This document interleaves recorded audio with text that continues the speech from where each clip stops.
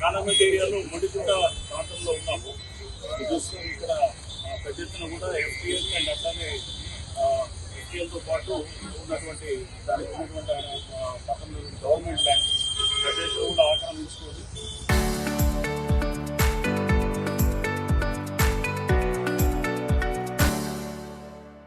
దీని మీద ఎవరైతే కబ్జాదారు ఉన్నారో వాళ్ళు కోట్లాది రూపాయల రేట్లు వసూలు చేస్తున్నారు. సో ఇది యాక్చువల్గా స్టేటస్కో కూడా ఉన్నది. స్టేటస్కో ఉన్నా కానీ కూడా వీళ్ళు ఎక్కడికక్కడ షెడ్లు తెచ్చేసారు. చాలా షెడ్లు వేసి దాని నుంచి పెద్ద ఎత్తున కూడా చేస్తూ ఇది ఎఫ్టీఎల్ దీంట్లో ఫిల్అప్ అవుతుంది. అంటే చెరువును కూడా క్రమేపీ ఆక్రమించుకుంటూ వెళ్తున్నారు. సో ఈ అన్ని కంప్లైంట్స్ మాకు ప్రజావాణిలో పబ్లిక్ నుంచి రావటం, దాని మీద మేము క్షేత్రస్థాయిలో మొత్తం కూడా మేము పరిశీలించిన తర్వాత ఎఫ్టీఎల్ చెరువులు పెద్ద ఎత్తున కూడా కబ్జా అవుతుంది అనేటువంటి ఆ కంప్లైంట్ కూడా మేము మొదలెట్టినప్పుడు మీరు పక్కన ఉన్నటువంటి గవర్నమెంట్ ల్యాండ్ ఇష్యూస్ అన్నింటిలో వెళ్ళినప్పుడు ఇవన్నీ కూడా వస్తే మాకు ఇమీడియట్గా వీళ్ళన్నింటి కూడా ఆక్రమణకు తెలుస్తుంది. సార్ ఎంత మొత్తంలో ఈ 10 acres పైన ఉంటుంది. సో మొత్తం కలిపి 10 acres. సో ఇక్కడ చాలా వాల్యుబుల్ ల్యాండ్ అయితే 300 చూసి ఇక్కడ 170, 180 crores ఉండొచ్చు. 150 crores పైన ఆయన ఎక్కడ వేసినా కానీ కూడా it is around 15 million to 20 crores మధ్యలో ఉండే ప్రాపర్టీ. కబ్జా చేసిన వాళ్ళు ఏం చేస్తున్నారు సార్? ఇక్కడ హ్యాండ్ వేసి మెకానిక్స్ రెంట్లు వేసి అంటే రెంట్లకి ఇచ్చారు. సో దీంట్లో పెద్దన ఎవ్రీ మంత్ వాళ్ళకి రూపాయల రెంట్లు కూడా ఉన్నాయి. సో ఇది ఈ కంప్లైంట్స్ అనే నేపథ్యంలో వీళ్ళు ఎంక్రోజ్ అవుతున్నారు. చెరువులో కూడా ఎంక్రోజ్ అవుతున్నారు. పెద్ద ఎత్తున ఫీడింగ్ చేయవలసింది జరుగుతుంది. అండ్ షెడ్లు కూడా కోర్టు ఆర్డర్స్ కూడా వైలేట్ చేసి చేస్తున్నారు.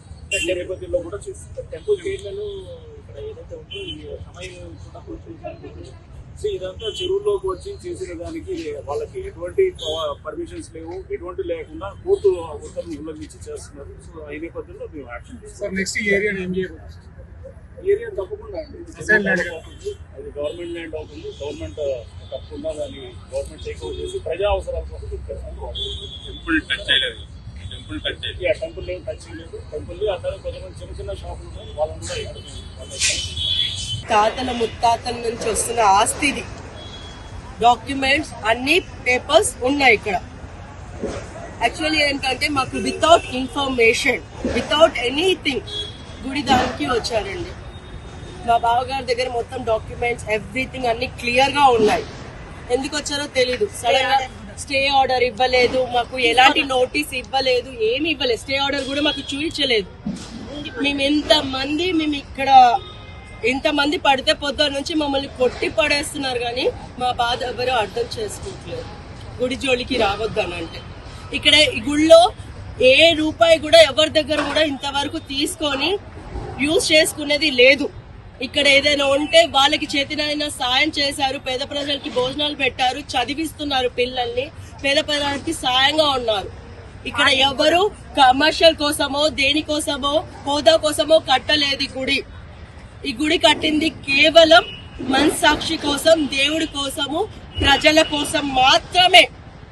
అలాంటి గుడి మీదికి ఈ హైడ్రా వస్తే దానికి సమాధానం ఎవరు చెప్పాలి? ఎవరు మాకు సాధిస్తారు చెప్పండి? పొద్దున్న నుంచి ఇంతవరకు ఉన్నాము. అందరూ హిందూయిజం అంటారు. ఇన్ని లైవ్లు పెట్టినా ఈ రోజు వరకు సపోర్ట్ చేయడానికి ఇక్కడికి ఒక్కళ్ళు కూడా రాలేదు మాకు సపోర్ట్ చేయడానికి. అన్ని డాక్యుమెంట్స్ అన్ని క్లియర్ ఉన్న ప్లేస్ కూడా మీరు వచ్చి మీరు సపోర్ట్ చేయకపోతే ఎట్లా? మీ నమ్మే దేవుడిని కూల్చడానికి వచ్చినా కూడా మీ అందరు సపోర్ట్ చేయకపోతే ఇంకెట్లా చెప్పండి? పొద్దున్న నుంచి వితౌట్ ఇన్ఫర్మేషన్, వితౌట్ ఎనీథింగ్, ఏమీ లేకుండా వచ్చి కూల్ చేసే మీ ఇష్టం వచ్చిన వాళ్ళందరినీ తీసి పడేసి కొట్టేసి రక్తాలు వచ్చేటట్టు. పాపం చిన్న పిల్లలు ఉన్న వాళ్ళ ఇల్లు కూడా కూల్ చేశారండి. వాళ్ళు ఎక్కడికి వెళ్తారు? వాళ్ళ పూజ చేసుకొని పాపం దేవుడి మీద పువ్వులు అమ్ముకోనో కొబ్బరికాయలు అమ్ముకోనో బతికే వాళ్ళది కూల్చితే వాళ్ళకి ఏమొస్తుంది? హైడ్రా వాళ్ళకి. Local to global news at your finger tips. మీ చేతిలో ఒక ఆయుధం. Download raw TV app. Media legend Ravi Prakash is back.